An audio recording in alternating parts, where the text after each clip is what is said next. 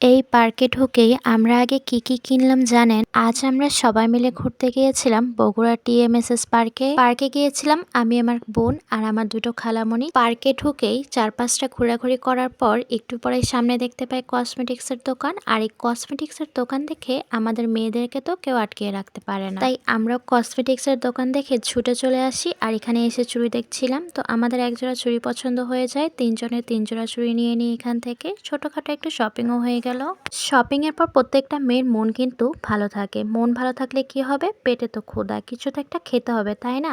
এরপর শুরু হলো খাওয়া দাওয়া, আর হাঁটাহাঁটির মাঝে একটু খাওয়া দাওয়া না করলেই নয়। খাওয়া দাওয়া শেষ করে আমরা আবার রওনা দিই হাঁটাহাঁটি করার জন্য। আর এত বড় পার্ক, গোটাটা পার্কে আমরা হেঁটে হেঁটে ঘুরে বেরিয়েছি। পার্কটা কিন্তু বিশাল বড়, যারা বগুড়ায় থাকেন তারা নিশ্চয়ই চিনেন। আমাদের কিন্তু হাঁটতে হাঁটতে পা ব্যথা হয়ে গিয়েছিল। সবাই মিলে আজ অনেক হেঁটেছি, অনেক গল্প করেছি। আজকে সারাদিনটাই ছিল একটা ফ্যামিলি টাইম। টিএমএসএস পার্কের বড় ভিডিওটাতে রয়েছে আরো কিছু ইন্টারেস্টিং পার্ট, আপনারা চাইলে আমার চ্যানেল থেকে দেখে আসতে পারেন। আল্লাহ হাফেজ।